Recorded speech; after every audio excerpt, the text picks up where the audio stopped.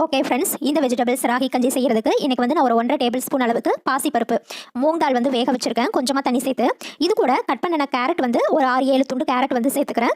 கேரட்டுக்கு பதிலாக நீங்கள் பீட்ரூட் கூட சேர்த்துக்கலாம், பச்சை பட்டாணி சேர்த்துக்கலாம், உருளைக்கிழங்கு சேர்த்துக்கலாம். உருளைக்கிழங்கு நைட் வேண்டாம், டே டைமில் சேர்த்துக்கோங்க.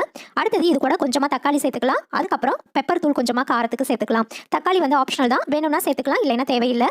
இது கூட ஒரு பல் பூண்டு சேர்த்துக்கலாம். இப்போ இது எல்லாம் இந்த பருப்பு வெஜிடபிள்ஸ் எல்லாம் ஒரு ஸ்டவ்வில் வேகிறதுக்குள்ள நம்ம இன்னொரு ஸ்டவ்வில் 2 டேபிள் ஸ்பூன் அளவுக்கு கேழ்வரகு மாவு ராகி மாவு சேர்த்து கொஞ்சமாக தண்ணி சேர்த்து இதை வந்து நல்லா கஞ்சி மாதிரி காய்ச்சி எடுத்துக்கலாம்.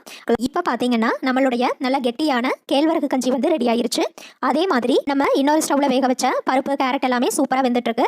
இப்போ நம்ம வந்து திக்கான கேழ்வரகு கஞ்சி வந்து காய்ச்சி வச்சிருக்கோம் இல்லையா, அதை வந்து ஒரு மிக்ஸி ஜாரில் சேர்த்துக்கலாம். நம்ம வேக வச்சிருந்த பருப்பு, அதுக்கப்புறம் கேரட், வெஜிடபிள்ஸ் இது எல்லாத்தையும் இது கூட சேர்த்துட்டு நல்லா கிரைண்ட் பண்ணி எடுத்துக்கலாம். நம்மளுடைய ரொம்பவே சத்தான நல்ல ஹெல்த்தியான வெஜிடபிள் ராகி கஞ்சி